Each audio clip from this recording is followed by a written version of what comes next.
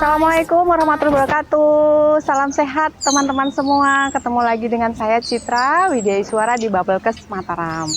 Pada kesempatan ini saya mengajak teman-teman untuk memahami bagaimana kalakarya dari MTBS dan gizi buruk. Tentunya sudah pernah mendengar pelayanan dengan metode MTBS dan gizi buruk ini, terutama yang di puskesmas ya.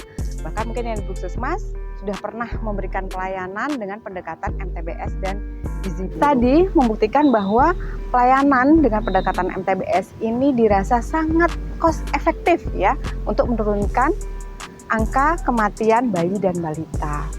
Namun tenaga kesehatan yang dilatih masih sangat kurang. Kenapa?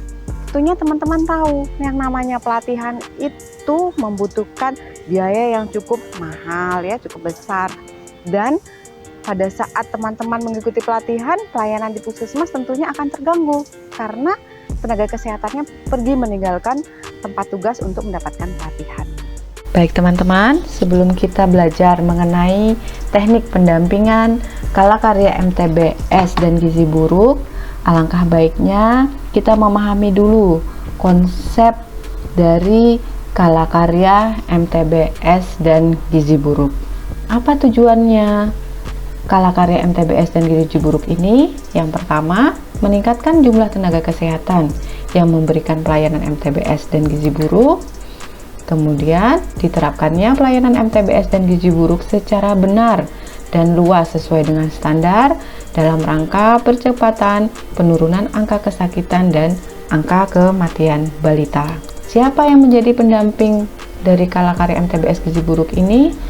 Yaitu ada dokter, perawat, bidan, nutrisionis yang tentunya sudah mengikuti pelatihan MTBS dan gizi buruk. Kemudian dapat berasal dari fasilitas kesehatan yang sama ataupun yang berbeda dengan peserta. Pendamping akan mendampingi tidak lebih dari 3 orang peserta selama 1 periode kalakarya. Kemudian berperan melakukan bimbingan, teknis, dan pemantauan berkala untuk memastikan pelayanan MTBS dan gizi buruk diterapkan secara benar.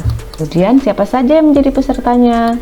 Itu ada dokter, perawat, bidan, dan nutrisionis yang belum mengikuti pelatihan MTBS ataupun yang sudah pernah mengikuti namun butuh penyegaran. Kemudian bersedia mengikuti kalakarya secara penuh. Dan setelah mengikuti kalakarya, berperan memeriksa balita sakit dan bayi muda dengan menggunakan pendekatan MTBS, baik sebagai tugas pokok maupun tugas tambahan sesuai kompetensi dan kewenangannya. Dan untuk proses penyelenggaraan, ini tidak perlu ruangan khusus atau aula. Untuk praktiknya bisa di unit MTBS, unit KIA, atau saat kunjungan rumah maupun saat kunjungan neonatus atau KN. Waktunya fleksibel sesuai dengan kesepakatan antara pendamping dengan peserta dan tidak mengganggu pelayanan pasien. Di setiap periode kalakarya ini berlangsung tidak lebih dari 2 bulan. Kalakarya ini tidak membutuhkan biaya yang besar dan dirasa sangat efektif dan efisien.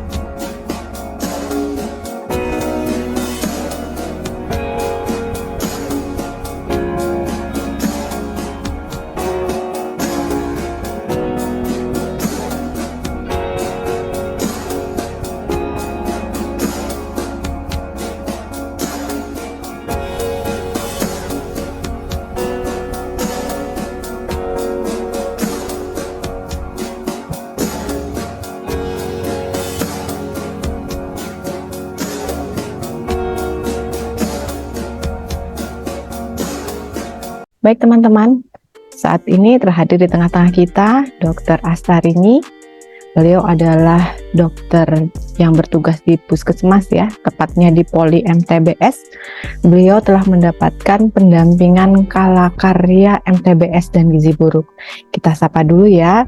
Halo dokter, selamat pagi. Halo, selamat pagi Bu Citra. Apakah pada kesempatan hari ini dokter bisa berbagi pengalaman atau menceritakan apa yang dokter pernah dapatkan pada saat pendampingan kalakarya oleh teman dokter di Puskesmas dok ya yang sudah dilatih? Mungkin bisa berbagi pengalaman bagaimana setelah mendapatkan pendampingan kalakarya. Iya betul, saya itu ikut pendampingan kalakarya ditemani oleh Dokter Putri. Dokter Putri itu sudah dilatih MTBS, kurang lebih 7 hari dilatihnya ya. Nah untuk setelah pelatihan kemudian diadakan kalakarya. Salah satunya saya di kalakarya, ikut kalakarya.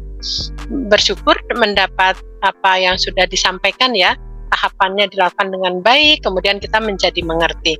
Sehingga tugas saya di Poli MTBS itu lebih terbantu, apalagi perawat yang sekarang mendampingi saya di Poli MTBS untuk bayi dan balita, itu diberikan informasi dan diberikan tata cara untuk screening bayi balitanya dengan pendekatan MTBS. Sehingga dalam pelayanan bayi balita saat ini lebih cepat dan lebih mudah ya, apalagi saat ini saya harus mendampingi atau melayani konsul dari bidan perawat saya ya, sehingga lebih cepat. Jadi MTBS ini sangat memudahkan ya. Baik, terima kasih Bu Dokter.